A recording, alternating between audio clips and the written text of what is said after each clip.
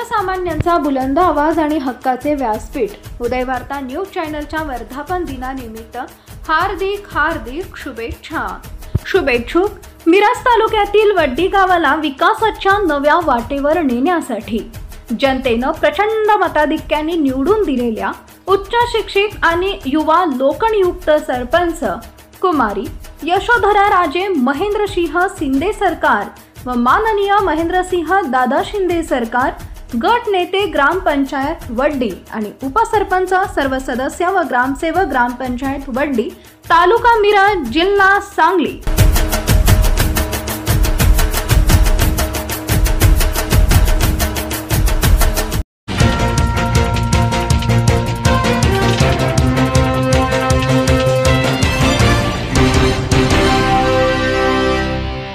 आम्ही आकाशवाणीच्या सांगली केंद्रावरून बोलत आहोत। आता ऐकूया अमृत कलश।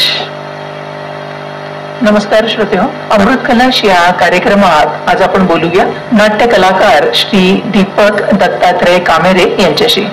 सर, आकाशवाणीच्या स्टुडिओमध्ये आपलं स्वागत आहे। नमस्कार। नमस्कार सर, सुरुवातीला आपली कौटुंबिक पार्श्वभूमी, आपला जन्म कुठे झाला, आपलं शिक्षण कुठे झालं याबद्दल आमच्या श्रोत्यांना काय सांगाल? माझा जन्म कर्नाटक सीमेवर असणाऱ्या महाराष्ट्राच्या शेवटच्या गावी म्हणजे म्हैसाळ या गावी माझा जन्म झाला। खर तर म्हणजे मी माझ्या आई वडिलांना नवसाने जन्मलो। आई वडिलांच्या लग्नाच्या नंतर ते 17 वर्षांनी मी त्यांच्या पोटी जन्म घेतला, म्हणून कुलदीपकाचं नाव म्हणून माझं नाव दीपक हे ठेवण्यात आलं। माझं शिक्षण जिल्हा परिषदेच्या शाळेत म्हैसाळमध्ये झालं। माझं शिक्षण काही फारसं झालेलं नाही, म्हणजे आमच्या हायस्कूलमध्ये कर्मवीर विद्यालयात मी 10वी पर्यंत शाळा शिकली। तिथून पुढे काय मी कॉलेजला वगैरे मी गेलेलं नाही। तुमचा परिचय वाचताना मला लक्षात आलं सर, आपण एकूण आजपर्यंत 28 नाटकात प्रमुख भूमिका केलेल्या आहेत आणि 30 नाटकांचं आपण डायरेक्शन सुद्धा केलेलं आहे। तर आपल्याला आठवतं का सर की पहिल्या नाटकातली भूमिका किंवा डायरेक्शन केलेलं पहिलं नाटक याबद्दल काय सांगाल? मी 6वीत शिकत असताना अपघातानं मी नाटकात आलो। वर्गातले म्हणण्यापेक्षा शाळेतले सगळे विद्यार्थी होते आणि आमचे गुरुजी गर्डे गुरुजी म्हणून जे होते त्यांनी सगळ्या विद्यार्थ्यांना प्रश्न केला की कुणाकुणाला नाटकात कामं करायला आवडतं। प्रत्येकाने आपला हात उंचावून सांगितलं, पण मी मात्र गप्प होतो, कारण नाटक हे माध्यम कसं असतं, काय असतं हे मला मुळीच माहिती नव्हतं। पण या अगोदर माझे वडील बंधू कैलासवासी आप्पासाहेब यांनी संभाजी महाराजांची भूमिका चांगली केली होती आणि माझे ज्येष्ठ बंधू हे गर्डे गुरुजींचे विद्यार्थी होते। त्यांनी म्हटले की तू का माग, गुरुजी मला काहीच येत नाही नाटकात, नसेना का, पण तू या नाटकात सहभागी झाला पाहिजे, म्हणून त्या नाटकामध्ये भाग घेतला। त्यावेळी एक नाटक होतं, म्हणजे निळूभाऊनी ते केलेलं नाटक होतं। नाटकाचं नाव होतं पुढारी पायसे। या नाटकामध्ये मला सगळ्यात मुख्य भूमिका मिळाली ती रोंग्याची, आणि त्याच्यानंतर एक व्हरायटी शो म्हणजे गाण्यांचा जो कार्यक्रम असतो त्याच्यामध्ये मला एक कव्वाली मिळाली, पापाचा पैसा सुखाचा वाटतो खड्ड्यात घालतो कधी कधी, आणि एक कोळी गीत मिळालं, चांदणा नभात नाव सोडू दर्येत बसू दोघे नावे तर राजा राणी। खर तर माझं वय त्यावेळी साधारणतः 13 वर्षाचं असेल, पण त्या भूमिकेचं म्हणजे खूपच म्हैसाळकरांनी कौतुक केलं। आणि त्या डान्सला पण डान्स असं काही नव्हतं, कमरेवर हात ठेवायचा आणि नाचायचं, कव्वाली पालथी मांडी घालायची आणि कव्वाली म्हणायची, पण लोकांना ती आवडली। मला पण मग नाटकाबद्दल गोडी वाटायला लागली। त्यावेळी मॅडम म्हैसाळमध्ये कोल्हापूरकडची मंडळी कलापथक सादर करण्यासाठी यायची। मलाही असं वाटायचं की आपण पण असं कलापथक जर आपण गावातलीच कलाकार कलावंत मंडळी घेऊन जर केलं तर काय हरकत, म्हणून मी माझ्या मित्रांच्या समोर हा प्रश्न मांडला। सुरुवातीला सगळ्यांनी मला वेड्यातच काढलं, तर नाटक कसं असतं, स्टेजवर जायचं कसं, स्टेजवर गायचं कसं, स्टेजवर बोलायचं कसं, हे माझं गाव खेडा असल्यामुळं तिथल्या माझ्या सवंगड्यांना माहितीच नव्हतं। तरी पण मी धाडस केलं, एक दोन माझे मित्र तयार झाले। त्यावेळी काय असायचं की स्त्री पात्र जी आहेत ती पुरुष मंडळीच, म्हणजे जुन्या काळामध्ये पुरुषच करायचे। पण ते त्याच्यानंतर आम्ही 2-4 नाटकं केली, पण आणखी मनात आलं की नाही आपण आता मुली या नाटकासाठी उपलब्ध करायला पाहिजे. मी सांगलीत दाखल झालो आणि त्यावेळी संध्या कुलकर्णी यांची माझी भेट झाली. बऱ्याचशा स्वागत गीत म्हणण्यासाठी त्यावेळी संध्या कुलकर्णी या शाळेतून जायच्या. मी तिला विचारलं, अख्खे अशा कोणी नाटकात काम करणाऱ्या मुली आहेत का ग तुझ्याकडं, तू ये, मी सगळी व्यवस्था करते. त्यावेळी संध्या कुलकर्णींनी मला हसीना कवटेकर, उषा यादव, मंगलताई पाटील, त्याच्यानंतर मंगला पागल, राजश्री शिंदे अशा स्त्री कलाकारांची ओळख करून दिली. आणि त्या मुली आम्ही म्हणजे नाटकाच्या तालमीसाठी घेऊन म्हैसाळ येऊ. हळूहळू बऱ्याचशा सुधारणा करत आम्ही नाटक सादर करू लागलो. खर तर लाईटची अशी काय व्यवस्था नसायची. एक 4-5 जर्मनी फोकस असायचे, त्याच्यामध्ये 200 वॅटचा अंबल लावलेला आणि त्या जर्मनी फोकसला वेगवेगळ्या रंगाची कागद म्हणजे ज्याला जिलेटिन का काय असं म्हणतात ते पेपर लावायचे. मग एखादा म्हणजे असा हृदयद्रावक प्रसंग असेल किंवा काय त्या अनुषंगाने निळा, पांढरा, पिवळा असा लाईट मारायचा. म्हणजे बटनाच्या द्वारे त्या लाईटची उघडझाप व्हायची. संगीत फक्त एक हार्मोनियम असायचं, एक ढोलकी असायची, एक डफ असायचा, बँड मधला बँड मास्तर हा क्लोरोनेटला बसायचा, हौशी मंडळी यायची, कुणी टाळ घ्यायचं. अशा पद्धतीने संगीताची म्हणजे सगळी तयारी असायची. असं करत करत सुधारणा होत गेली. मग त्यानंतर मात्र मी कोल्हापूरच्या मोरे बंधूंचा म्युझिकल आकाश नाईट हा कार्यक्रम बघितला. मोरे बंधूंचं एक विशेष असं होतं की जसं पडद्यावर तसं स्टेजवर. आता म्हटलं बरीचशी सामुग्री लागणार, लाईट्स लागणार, पुन्हा डान्स जशीच्या तसे घ्यावे लागणार, हे होईल काय? मग जायचं सिनेमा बघायचा, तसं करण्याचा प्रयत्न करायचा. आणि मॅडम करता करता आम्ही कोल्हापूरशी टक्कर द्यायला तयार झालो. स्वतः प्रकाश बोरेने सांगितलं की तू आलास रे, आमच्यापर्यंत पोहोचलास. दरम्यान मी स्वतः एक नाटक लिहिलं आणि का कुणास ठाऊक विषय पण डोक्यात घोळत होता आणि मी सौभाग्यानं हे माझं एकमेव नाटक 8 दिवसात लिहून पूर्ण केलं. अच्छा सर, तुमच्या बोलण्यातनं मला जाणवलं की तुमच्या मधला कलाकार आहे, म्हणजे त्याला खरी संधी मिळाली ती 6व्या वर्गामध्ये. म्हणजे तुम्ही नाटकात पहिल्यांदा काम केलं आणि तुम्हाला तिथेच गाण्याचा पण चान्स मिळाला. अच्छा सर, मला विचारायची इच्छा इथे की जसं आता जिल्हा परिषदेकडून लोकरंजनातून लोकशिक्षण देणारे गाडगे बाबा, त्याच्यानंतर ग्राम स्वच्छता अभियान, दारूबंदी, लेख वाचवा आदी कार्यक्रमातही आपला भरपूर सहभाग आहे. तर सर तुम्ही याकडे कसं काय वळलात?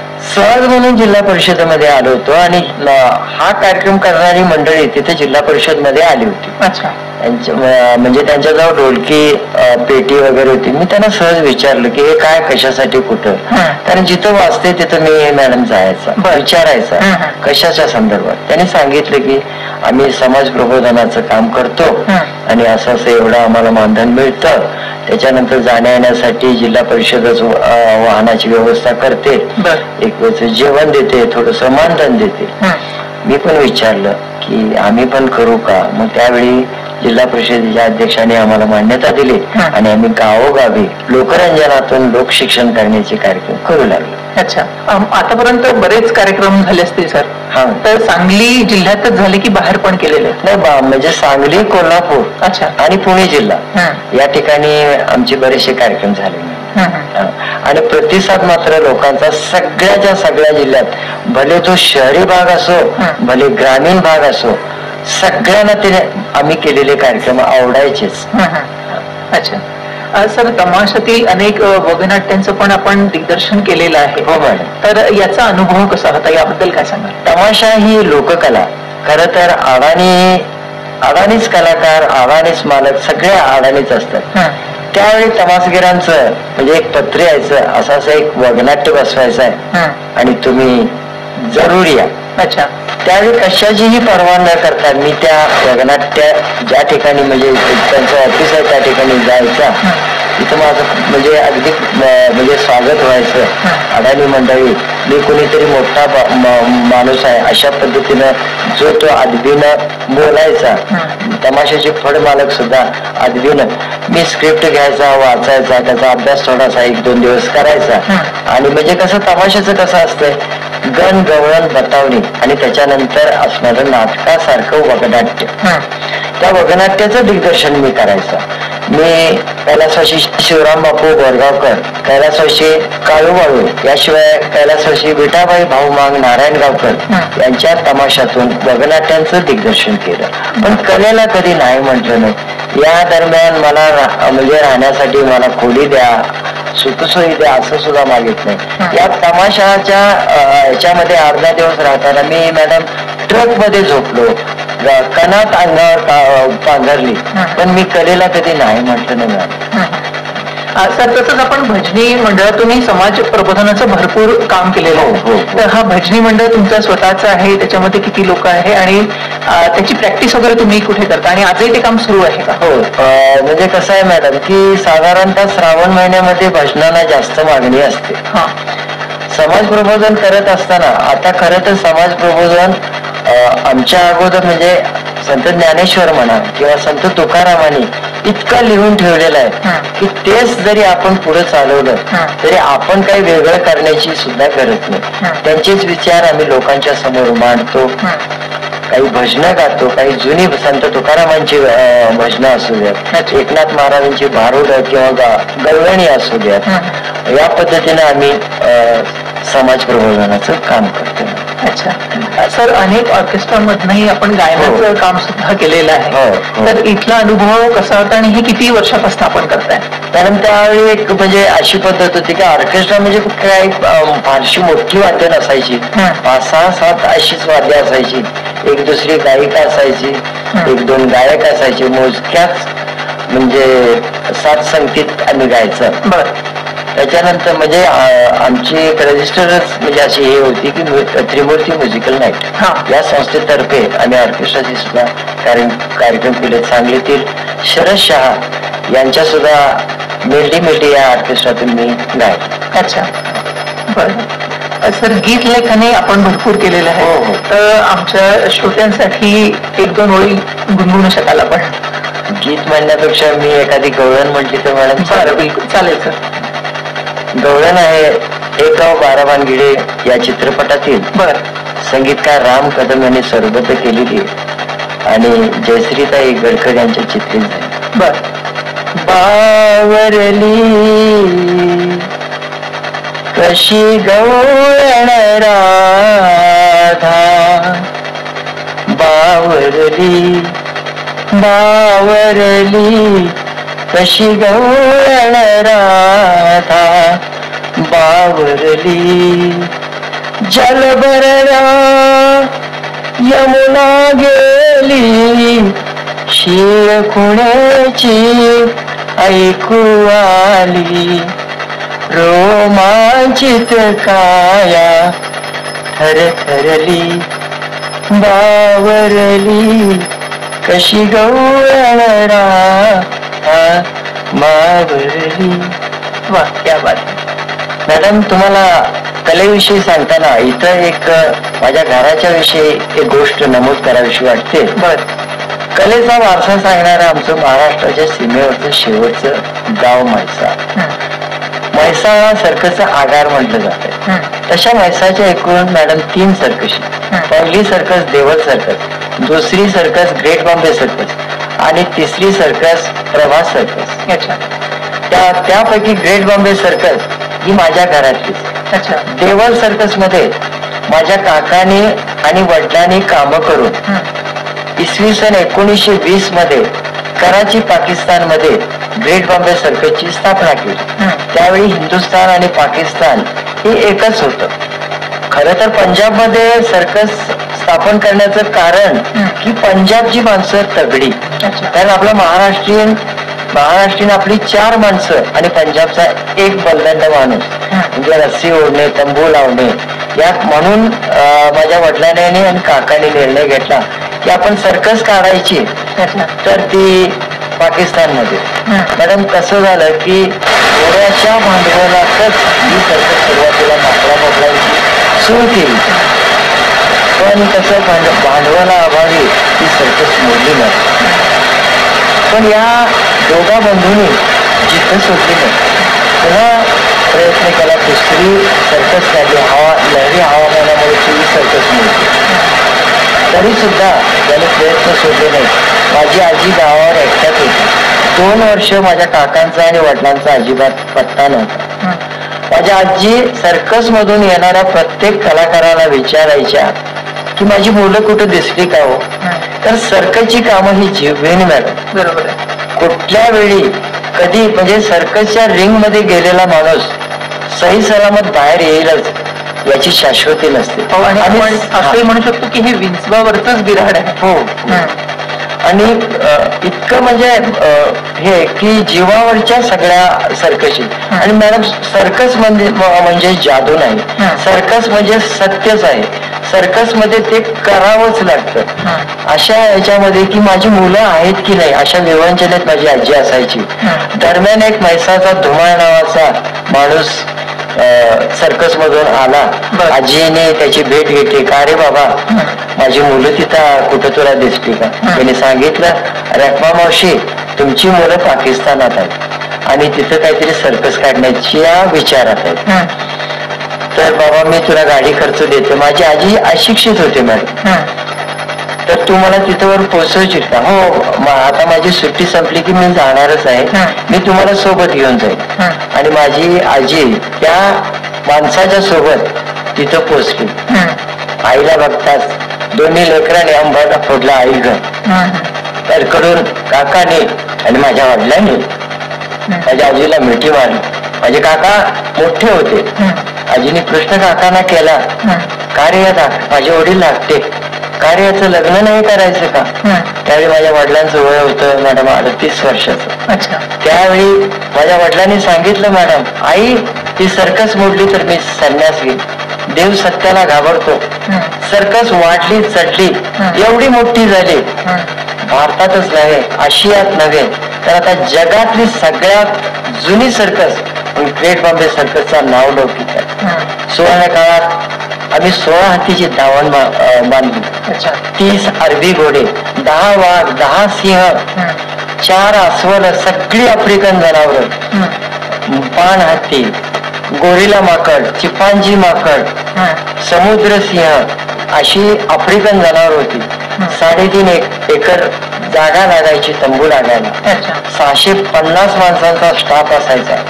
मुंबईला सर्कस त्यावेळी लागली तर तंबूचा शो जसं एखाद्या राजवाड्यात आपण जातो त्या पद्धतीनं तंबू सजवला जायचा. त्यावेळी 1978 साली मॅडम तुम्हाला सांगतो 4 खेळ व्हायचे मुंबईला आणि त्या काळात एक खेळ 50,000 रुपयाचा व्हायचा. एवढं इन्कम व्हायचं. आता कसं तरी काहीतरी कसरती करून नाव जपण्यासाठी आम्ही अजून सुद्धा सुरू करतोय.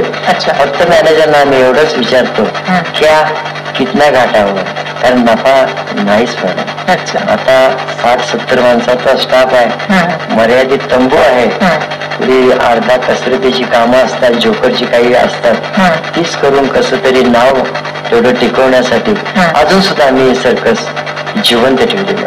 बरोबर. सांगलीला सर्कस आल्यानंतर वसुंधरा आवर्जून सर्कसला यायचे. भाऊराव ही तुमची सर्कस नाही, सर्कस माझी आहे, माझ्या सांगली जिल्ह्याची सर्कस आहे. एक मला आठवण चांगली आहे. त्यावेळी मी लहान होतो मॅडम, पण या गोष्टी मी ऐकायच्या. खरं म्हणजे मनोरंजनाचं एक साधनच म्हणायला काही हरकत नाही सर्कस, आणि आता ते लुप्त पावत आहे. ही पण एक शोकांतिका आहे खरं पाहिलं तर. सर, सांगली आकाशवाणीवर सुद्धा आपण संध्या छाया या कार्यक्रमात नाट्यसेवा दिलेली आहे, गावाकडच्या गोष्टी या नावाने. तर सर, तो अनुभव कसा होता? खरं तर सांगायचं म्हणजे सांगली आकाशवाणीच्या हॅलो आपकी पसंत या कार्यक्रमात एकदा मला माझा चुकून फोन लागला. अच्छा. म्हणजे माझा फोन लागल्यानंतर मॅडम तुम्हाला सांगतो मला लॉटरी लागल्याचा आनंद झाला. मी कॉइन बॉक्सवरून फोन करत होतो आणि त्यावेळी वामन काळे सरांनी मला बोलण्याची संधी दिली मॅडम. मी 14 मिनिटं बोलत होतो आणि वामन काळे साहेबांनी हा बोला एवढंच म्हणायचे. आणि त्यानंतर मी माझ्या पसंतीचं गाणं सांगितलं आणि नंतर एकदा आकाशवाणीला फोन केला.